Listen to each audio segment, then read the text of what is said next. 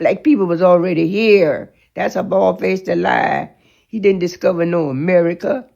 And the ship got in troubled water. Mm-hmm. And them black men was already here. Mm-hmm. The black people was already here. So they went out in that ocean and rescued Columbus off that ship. Mm. But they didn't have no knowledge, no learning or nothing. Mm-hmm. And then he came here and he put him into slavery. It saved his life. Mm. But he's a bald-faced lie when he said he discovered America. That's a bald-faced lie. If my black relative didn't went out there and to rescue his butt, when that the turbulence was tearing up them ships, he wouldn't have been here. Mm. So black people didn't know. All they knew was living off the land. Mm-hmm. And they didn't know how to fight for themselves. Right. He put the black people into slavery. And the big old giant, my grandfather was tall. Mm-hmm. And he wasn't afraid of nothing, nobody, white or black, short or tall, fat or thin. He wasn't afraid of nothing. Mm-hmm. What was your grandfather's name? John Jordan. Everybody call him Johnny. Mm-hmm.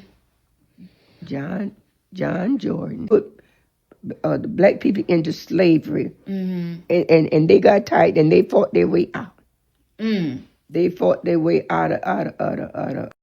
New York was already there for thousands of years. San Francisco was there for thousands of years. Los Angeles was there for thousands of years. They were built by the indigenous people who were black and Indians as well. Whoa. The black people, they are the original owners of America. Black people, African Americans, they were already here, and they played not African Americans, and they stole the Smithsonian Institute, which is Jesuit controlled, stole their knowledge, stole their history, and now we're just left wondering who we are, where we come from, where we're going. We don't know. Just stuck.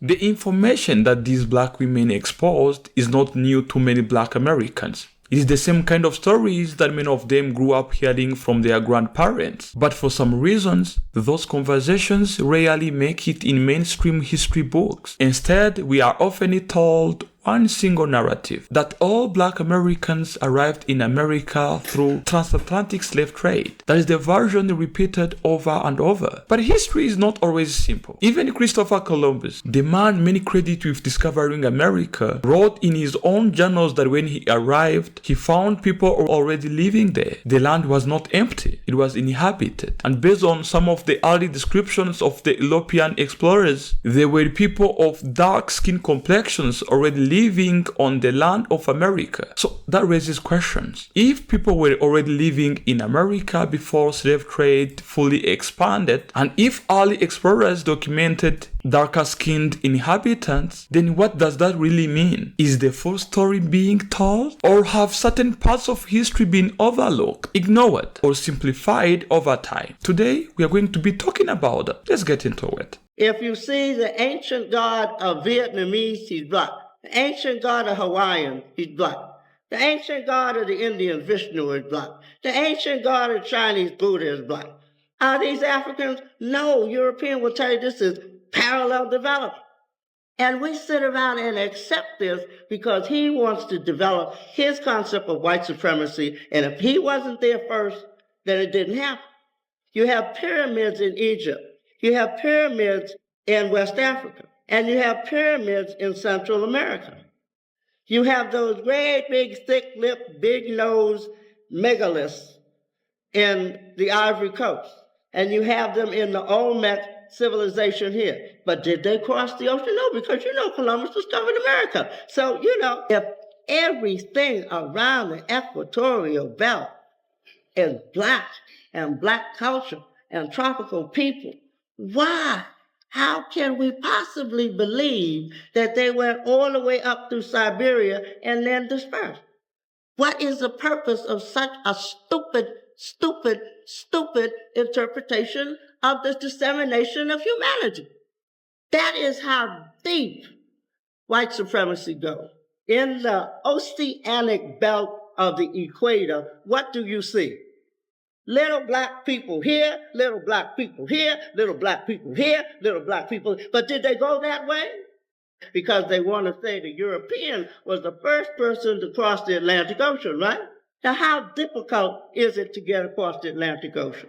Well, maybe they didn't just come through the Bering Straits. Maybe they went across the Indian Ocean, which is twice as wide as the Atlantic, or the Pacific, which is 3 times as wide as the Atlantic, rather than say Africans left the equator belt of Africa and went right across the Atlantic to Brazil. And there are no 25,000 or 30,000-year-old fossils in Canada. Rather than tell you they came across the ocean, how difficult is it to get across the Atlantic Ocean? But Europeans didn't know that Africans, ancient Egyptians, were wise enough to actually make all kinds of boats that could go across the ocean. You know, they knew all this kind of technology. So what they did, to get back to the concept of epistemology, they tell you the migration only came through the Siberian Strait, and then people reverted into these phenotypes. These are assumptions we're accepting to keep the idea that there is only one way to get here. Now, here's the second thing. In Egypt, you have pyramids.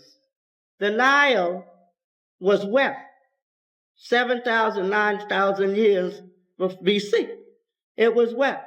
And if it took 30 days for a ship to go from Africa to here, and let's say he got 200 on the ship, 200 times the 30 days, plus supplies. How many ships would he need to bring 100 million niggas over here to North America? All right, I believe, I actually, do the mathematics. Yeah. Math don't lie. Yeah, yeah, So okay. if we did the mathematics, there's no way that that story can fan out. 2, black people have always been in North America. That's what I just There has never been a time when the black man was not on the shores of North America. Okay, now, who are you calling the black man on the shores of North America? Who, particularly? Who am I calling the black? Hey, Reggie, I know you didn't. Just answer me. Me! Okay. No, we're talking about at the time that when the So if this is true that there were black people here before the transatlantic slave trade,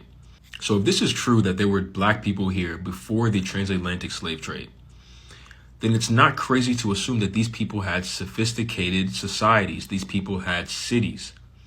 And if that is the case, then that means that when Columbus and the other Europeans and Spaniards got here, in order to colonize this land, they didn't just find empty land with no one living there. They found civilizations of native and black people. And in order to take territory of this land, they had to go to war with these people, right? Because I guarantee that the native people living in the Americas did not just, keel over and give up their land to the Europeans. Which means that American slaves, aka black people, are not people that were shipped. Most of them may not be people that were shipped from Africa, right? That would mean that most of them would be prisoners of war. And if you think about this in a historical context, before Europeans discovered America, the common practice when going to war with another nation, after you defeated the country, was to take the leftover citizens of that nation, especially the warriors, and capture them as prisoners of war, right? This was a common practice that you probably heard of in old European society, right? And if that's the case, then they would do the same thing when they came to Americas and waged war on whoever was here to take the land. So according to the numbers and according to historical context, it would actually make sense that the slaves that we consider to be from Africa were actually slaves of war. Even though some of our people were from Africa, we were mixed in with the Aboriginal people here. We have to understand that we were here, many of our ancestors were here before Columbus. We're taught that the Native American people are these Indian-looking people with long hair that looks like weaves. Some of the Aboriginal people here look just like us. You go down and see the Olmec statues. You go to California, the Ohlone Indians, the Mojave Indians. I'm talking about jet black people, all on this eastern seaboard, jet black people. So we were mixed in with the brothers and sisters brought over from the diaspora. In the 1920s, William Plecker, the white man who worked at the Vital Statistics Office, he went out of his way. He was a white supremacist. He went out of his way to erase the records of black people who were Native American. And they just reclassified everybody as Negro. This went on into the 1960s. The case with Loving versus the state of Virginia is based on the ruling that he put together. The one-drop rule was really not just for white people. The one-drop rule was to stop us from claiming our native Aboriginal status. Mildred Loving, the woman who was a part of that case, she's actually Native American. She was reclassified as Negro. So this is a piece of our history that's not told to us because we're taught that we're comparative to immigrants and foreigners, and we are not. So we have to understand this is our land. There are actually many other mariners before Columbus that discovered America as well. Decades earlier, even eons earlier, many of these pre-Columbian explorers might have come from Africa. Columbus himself was aware that African mariners had preceded him. In his diary of his second voyage, Columbus tells of how the natives of Hispaniola actually had given him gold-tipped metal spearheads that they said were brought by black-skinned people who had come in large boats from the south and southeast. Coincidence? I think not. No. In 1493, Columbus stole all he could see. Now, Columbus continued going around whimsically renaming every island he could find. That the origin of these many place names and botanical names in Mesoamerica actually sounded distinctly like other languages in Africa. The presence of certain plants that predated Columbus but originated in Africa. For example, the calabash bottle gourds on the Congo estuary. The Portuguese, like Captain Pereira, had heard that African traders were visiting Brazil in the mid-1400s. Islamic historian Amir Hajib reported that voyages west from Mali taken the Canary Current up and around, and then they go over they fall off the edge of the earth, and then they come back and they make landfall back again in Cape Verde. King Constantine Ravenous reported seeing blacks upon reaching the New World, evidence including pre-Columbian African skeletons, which have been found throughout the Americas. Now, dating between 800 BCE and 300 CE, they clearly feature three races, and it's depicting black and Indian allies and a battle against white invaders. In southeastern Mexico, there are 18 rock statues of heads up to 11 feet tall that are facing the ocean looking east. Now, archaeologists call them the Olmec and date from at least 900 BCE when they were mysteriously buried for some reason. The smallest one was 6 tons, so 6 to 50 ton blocks to quarry them and carry them 75 miles away from the quarry and then carve them and then erect them. Jose Megliera Serrano, the archaeologist who first uncovered them, he pointed out that facial features look amazingly like African blacks. Look at how close this is. White people don't think that you could go this is closer compared to more than twice the distance that Columbus sailed. Which state is closest to Africa? Maine. Yeah, geometry. Science. There you go. Christopher Columbus in his journal said about the Indians, they are so naive and so free with their possessions that no one who has not witnessed them would believe it. When you ask for something they have, they never say no. To the contrary, they offer to share with anyone.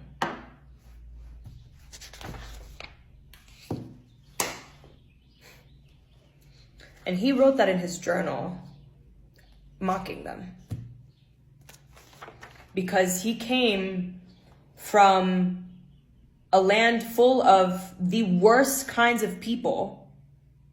And so coming in contact with human beings that were so open to sharing and caring and loving was to be mocked. Horrible people. These people were horrible people. And we have a fucking holiday for Christopher Columbus. We have to start from scratch.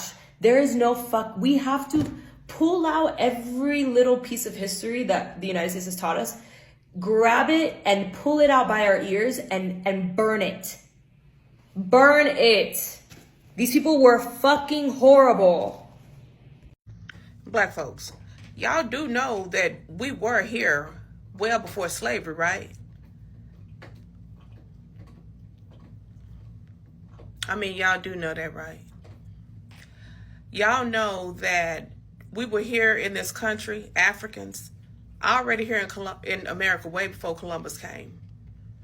Before the slave ships, we were doctors, farmers, scholars. Our families was living free. We were doing good. Many were Moors, descendants of West Africa explorers and native tribes who looked like me and you. They had towns, land, skills, building lives. They were here, y'all, well before 1619. But when the slave trade ramped up, they were kidnapped. Yep, kidnapped off their own land here in America and reclassified as Negroes, stripped of their identities and everything, and they sold them, y'all, alongside the Africans they bought from in Africa. Yeah, we had families here. We had land here. We had knowledge here. We had buildings. We had everything. Yeah. This is why some of your grandmothers say we didn't come here from Africa, because y'all, we was already here. My family inherited the land that we own because I own over 200 acres of land. And we obtained that in 1911. So yeah, that's just something I want to throw in there. Yeah, everybody wasn't slaves. And some people always say, because what made me think of that is on the slides I have the black and white with the black and white music, and I had somebody say, "You don't think all black people was living like that, do you?" Well, yes, I do. It was plenty of blacks that knew their place in society and had every bit of money you can imagine, was doing very well until white folks came along once again.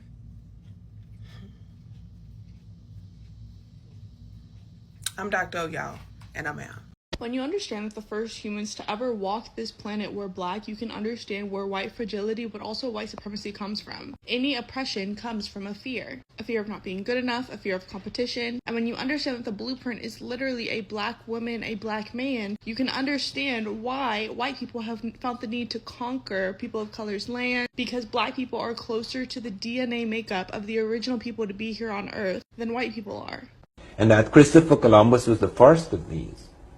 Christopher Columbus actually wrote in the Journal of the Second Voyage that when he was in Haiti, Native Americans came to them and told them that black-skinned people had come in large boats trading in gold-tipped metal spears.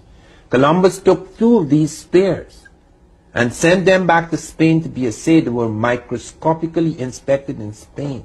Then they found that of 32 parts, 18 were gold, 6 of silver, 8 of copper. That's identical with spears being forged in African Guinea. And all the songs that the Native Americans were using for these spears are the same songs that the Africans were using. Ghana and Kane and Kani and Ghanin, etc. The Americans had added one word, Ghanini, the gold merchants, which referred to the Africans bringing in these things. And then I found Ferdinand Columbus wrote a book in his father. He said, "My father told me he saw Negroes north of Honduras." And then I found that Vasco Nunez de Balboa on September 25th in the year 1513, coming down the slopes of Caracua, which is in Darien, which we now call Panama, actually saw 2 tall black men among the Native Americans. The Spanish were startled. These men were about 1.5 feet taller than the Native American. They were exceedingly black. They had a different texture of hair, different features. And they asked the Native Americans, where did these black men come from? And they said, "We don't know, but they're in a large settlement nearby, and we're waging war with them, and we've captured these 2. Several people commented that. Peter Martyr, one of the first historians of America, said that these black people must have been shipwrecked long ago from Africa and had taken refuge in these mountains. Now, Did Africans arrive in the Americas before Columbus? In 1311, Mansa Abubakari II abdicated the throne to Mansa Musa, popularly known as the wealthiest person in history. He then set sail from the coast of Senegambia with the intention of reaching the other side of the Atlantic. It is believed that he arrived in 1312, 180 years before Columbus. Prior to this, Abubakari II had sent several expeditions to go on this exploration mission, but years went by and most of the ships did not return. The captain of the one ship that made it back explained to the king that the ocean was vast and unforgivable, and many of the other ships were taken by the harsh currents, but the king did not believe him. Abubakari then decided to attempt this voyage himself. He designed 1,000 ships on the coast of Senegambia with the assistance of shipbuilders, doctors, sailors, and navigators. Every ship was attached to a supply ship, so the number of ships amounted to 2,000. In order to last his team for 2 years, 1,000 ships were filled with food, water, medicines, and fruit. Abubakari II then abdicated his throne to Mansa Musa and set sail, never to return. He is thought to have arrived at the other end of the Atlantic in the year 1312. How could this be possible in Abubakari's time? The Atlantic is controlled from a scientific point of view by two currents, which typically remain the same regardless of month or season. There are the Canary Current and the Guinea Current. These currents are strong enough to drag a ship from West Africa all the way to the Americas. There is also evidence of or signs of African presence in the Americas at the end of these currents. Let's talk about timelines. 1. The Black indigenous nations came first. For thousands of years, we had the Yamasee, the Wichita, the Nottoway, the Saponi, the Gali, and some mound-building civilizations here in the Americas. 2. So-called Native Americans arrived later. They migrated into the Southeast from other regions. Through the 16th and 1700s, Black indigenous tribes and the so-called natives lived side by side together. They intermarried, coexisted, traded with each other. Oh wait, let me back it up a little bit. In 1492, Christopher Columbus arrives, but the Black indigenous tribes and the Native Americans already was coexisting with each other up until the Yamasee War of 1715 and 1717. This is where Black indigenous nations and some other tribes resisted European colonization. By the early 1700s, Native Americans signed treaties leading to land in alignment with the colonizer powers. Black indigenous nations didn't surrender. This is why we were stripped from our languages, stripped from our land. We were enslaved in our own land. We were prisoners of war. By the indigenous Black tribes not surrendering, birthed the start of the paper erasure and reclassification systems of 1887 to the 1920s. In 1924, the laws like the Racial Integrity Act forcibly removed tribal labels from Black indigenous families, relabeled them as Negro, Colored, or Mulatto. And not to mention, it took 5 other nations to conquer us, including our friendly neighbors, the Native Americans. Because mind you, some Native Americans owned slaves too. The first nation to come over was Spain from 1492 to the 1800s. They led the first wave of genocide and conquest. Columbus and later the conquistadors, they enslaved the original people of the Caribbean. 2. France, who colonized most of the Mississippi Valley, Canada, and Louisiana. 3. Britain. Britain was responsible for the colonization of the eastern seaboard, land theft, Indian removal, and the reclassification system. 4. The Netherlands. They held territory in New York, New Amsterdam, and alongside the Hudson River. 5. Portugal. Although they had little claim to the land, their systems influenced how racial categorizations evolved across the Americas, including the categorization of mulatto, Indio, and Negro. So before these nations arrived, there were the Black Mound Builders, also known as the Mississippi Mound Builders, the Wichita, the Yamasee, amongst all of the Black indigenous tribes. So because we wouldn't fall so easily, it took 5 nations to do what one couldn't. You and some other Black scholars believe that these people, African people, came to this continent before Columbus. We don't believe, we know. How do you know? What evidence? The evidence is there. For example, when you go to Central America, the Yucatan Peninsula, and at Ecuador and places like that, they have caches of Carthaginian money found 200 feet down in the ground, meaning that there were pluvial disruptions and those money was buried. So it indicates a period of time at least. From that, when you look at the strategy, you could tell the period of time in which they've been here. And when you're talking about Carthage, you're talking about at least 212 BC when Carthage was finally destroyed by the Romans.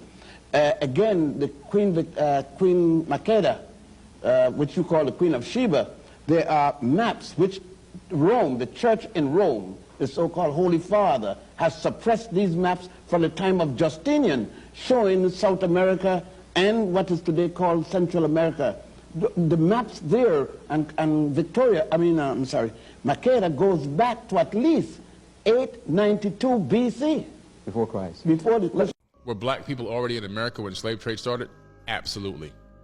There's a real good book called They Came Before Columbus. A lot of great resources, a lot of great references in that book.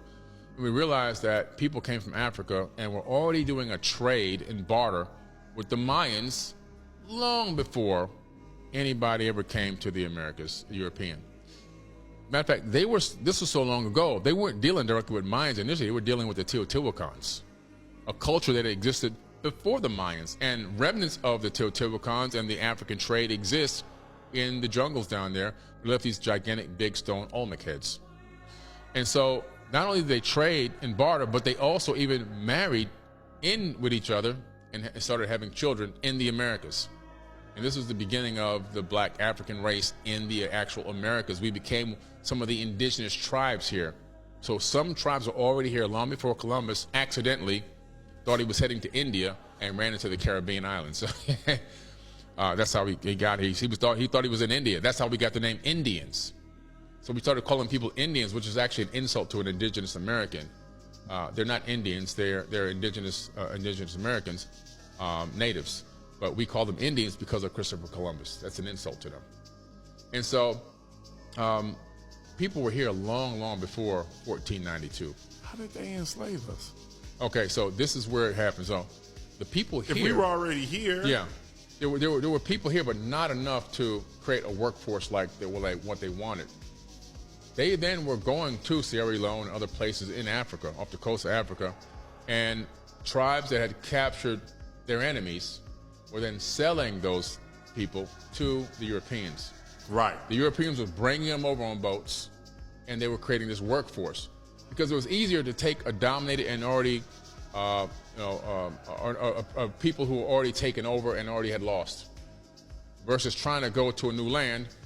And there were very scattered pockets of these tribes throughout the Americas. It wasn't like there was a bustling hundreds of millions of people all around. They came, there was a lot of open land, a lot of open areas just there for the taking, there to be used. And so they brought these people over. So they created this slave trade, and they were coming back and forth with these slaves. Well documented.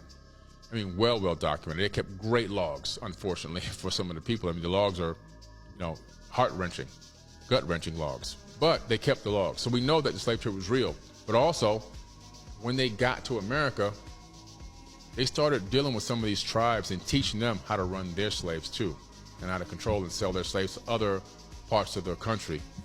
And so in some way, even the indigenous natives started getting involved in the slave trade. This is one of the biggest secrets out there. Brothers and sisters, let me begin by thanking all of those black creators who are exposing the part of the history that many of y'all did not know. And secondly, let me ask you to drop a fist emoji in the comment section if you are proud to be a black American. Let's do it. Now, let us educate each other by sharing our own perspectives, our own opinions, our own ideas down there in the comment section. It is time for you to educate your fellow black American what you know about the real history of black Americans. Now, let me speak out my own opinions. Most of us grew up being told that Christopher Columbus discovered America. That's what textbooks say. That is what teachers repeat. But let's slow down for a second. How can you discover a land that already has people living on it? From his own words, in his own book that he's written, Christopher Columbus himself said that he found indigenous people already living on the Americas. And these were people with whole civilizations, communities, systems, cultures. So how exactly is that a discovery? And people believed him? They really believed that he discovered America? And they have been teaching this for centuries. Why don't even people think about this? So why don't even people challenge this? Because the word discovery means that you have discovered something that was not discovered by someone else before. So you're the first person to discover that thing. But for Christopher Columbus, that was not the case. Now, here is where things start to get deeper. Many historians, many archaeologists, many scholars, they claim that African sailors, African explorers have arrived on the Americas before even these Europeans had an idea of exploring that land or sailing the Atlantic. Because the time when these Africans arrived on the Americas, Europeans were still living in caves. And from here, I want us to talk about Africa for a second. Long before 1492, Africa was not the same dark continent like colonial narratives tried to paint it. You had empires like Mali Empire, Songhai Empire, and ancient Egypt. These were advanced civilizations. They had universities, structural governments, complex trade systems. While many parts of Europe were still struggling through Middle Age, some African kingdoms were thriving. And yes, Africans built ships. They navigated waters. Trade routes connected West Africa to North Africa, Middle East, and even some parts of Europe. So when some people act like it would have been impossible for Africans to cross the Atlantic, I will ask them, based on what? Based on the idea that Africans were incapable, or based on actual evidence? Tell me. There are even historical claims connected to the king like Mansa Abubakar II of the Mali Empire. According to some oral accounts, this king sent ships crossward into the Atlantic long before Christopher Columbus. Now, some historians debate this. Some accept parts of it, some reject it. But the point is, these discussions exist. They are not invented yesterday by some random creators on TikTok or on Instagram. They exist. They're recorded. They're written in books. Then some people point on the similarities between the pyramids in Egypt and pyramids in the Central America. So what this point out is that people who built pyramids in Central America might have copied it from people who built pyramids in Egypt, which means that they might even have been built by the people of the same origin. And here is something that needs to be clarified. When people talk about Native Americans, most mainstream scholarship traces their ancestry back to migrations from Asia thousands of years ago. That is the widely accepted scientific consensus. But over time, America became a place of mixing, where people who left Africa during the exploration, there are the people who left Africa when Africans were exploring